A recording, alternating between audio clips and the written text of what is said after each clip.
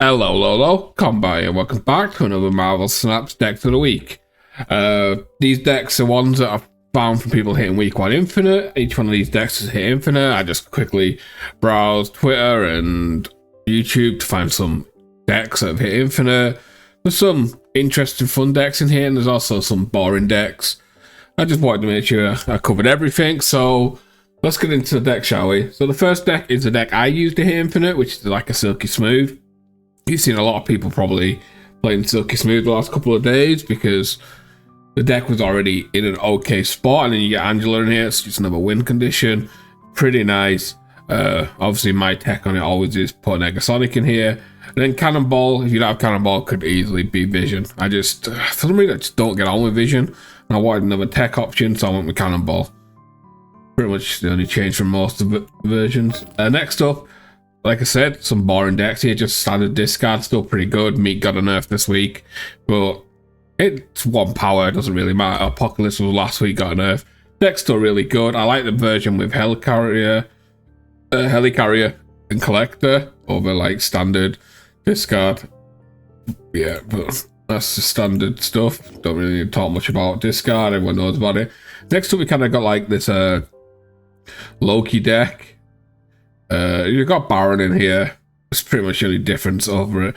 I ran a version of this, but I had Mockingbird in here because Baron, and then obviously all these stealing cards are pretty good.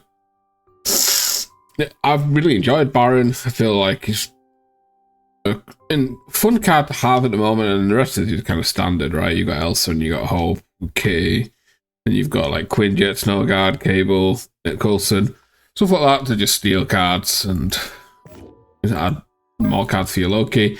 Next up, we've got a boring Thanos list. Thanos is on his way down, which we like, but people still like Thanos. I just wanted to show another Thanos list because people still like it. Like, if you don't have Blob, you can put a Red Hulk in there. They pretty much end up the same size, right? It's just the way it is. So there's the Thanos list. Again, we're not going to talk about lists that are kind of straight up boring, and we've seen a lot. Next up, we have the 4 list. This list been doing kind of okay because Shadow King is a great card right now, and the fact that there's a lot of Silky Smooth, a lot of kitty stuff and stuff like that, so Shadow King kind of thrives. And then obviously you've got Killmonger as well to catch any kitty stuff out, so this deck is really good right now. And then obviously you've got the 4s for the big power. Wait, 5. Nope, that was 5. Oops, sorry. 6. Next up, again, another boring deck. Like I said, it's kind of like 50-50, kind of on the boring and the good decks, and the new interesting fun decks. Mainly because I've kind of been busy this weekend, so it's just kind of picking the first 10 decks I kind of found, and there's some boring ones. I'm not going to talk about Destroy. Everyone knows Destroy. Next up, we have a mill deck. This is the type of stuff that I was really enjoying. So you got Yondu and Baron to mill their decks. Mobius to counter any energy cheat stuff. Cable steals a card from their deck. You don't care about them drawing if they've got no cards, right? So Max becomes just a solid 2/6. Storm to lock down a location because you have Vision and Doom. And then you get your tech cards. It's just a kind of a nice little deck. I was running a version of this, but I kind of went, I didn't go Storm.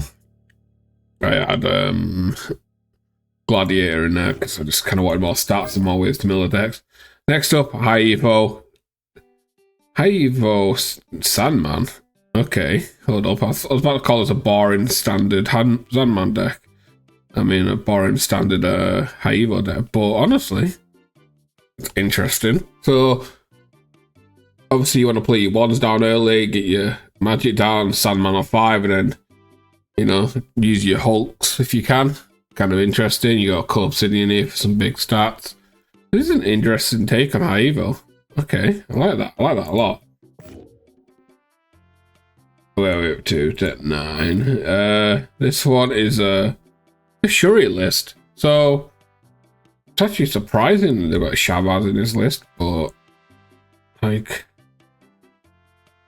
why? I mean, I guess because you kind of want to go big, right? So Shabazz in pretty much anything is good in this list, but I don't know. Then you've got obviously armor to protect yourself, Jeff. You got Hope to cheat some energy, because you got Sunspot, obviously. Then you got your Shuri combo. You got obviously Vision, Red Skull, Red Hulk, She-Hulk. Any of them can be fine. You got Miss Marvel. I like to see decks with Miss Marvel. She got a little buff and she seems pretty good again. It's a very interesting fun deck. And then the last deck, please don't be a boring deck. The last deck is kind of a standard lockdown deck, I guess. Like, War Machine was everywhere, and he's kind of just fallen off, because kind of what happens with new cards, right? You have this hype around them, and then they kind of disappear. Not that the card's bad, just kind of like, it was the new, and then now people are just trying to play a lot of other stuff, like the War Machine combo is really nice, right? Where you War Machine into Infinite, but you know, it's not exactly exciting combo. So like War Machine's kind of falling off. So you have this kind of this like lockdown type stuff where you get Storm. I'm spreading the Professor X in here though, and then you've got your Vision and your Doom to reach those lane, Jeff, Jessica Jones for those lane, Miss Marvel. Straight up kind of easy. Okay, that's it for the decks. Before we move on, we are going to look at the new card this week, which is, we'll talk about the Season Pass first, and we'll talk about Red Hulk. Okay, Season Pass card. Baron Zemo. Honestly, I've had a lot of fun playing this card. I actually really enjoy this type of deck where it's kind of like this mill steely kind of deck.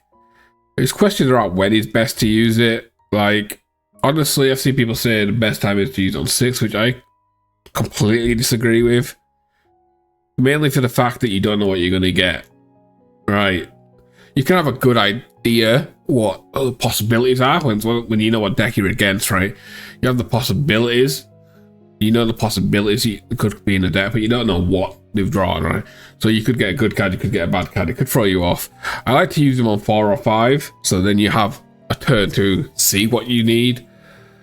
But yeah, I feel like the mill archetype kind of probably needs like 1 or 2 more cards for it to be really good. But for now, it's on the board, right? It might just be like a tier 3 deck, but it's stupidly fun and amazing to play. And then we'll talk about, so here was a Season Pass card, and then we'll talk about the Series 5 card this week, which was Red Hulk.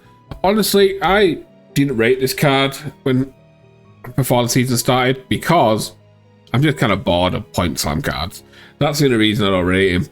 It's like, there's plenty of big cards out there, right? It's just, why do we need another one? I want more interesting fun cards, and I feel like most of the cards this month are just more interesting than Red Hulk. But that being said, he's still a powerhouse. He still does what it says on the card, right? It's just, you're going to play him, you're going to point slam, and most of the time they're going to not... Like, if you draw him on 1, most games he's going to be like 19 or 23 power, which is huge. The fact that you know they've got a Red Hulk doesn't really matter. It just makes more mind games. So yeah, that's it for the video. I hope you enjoy it. If you do, don't forget to leave a like, comment, subscribe, all that good stuff, and I will catch you tomorrow for another video. Peace.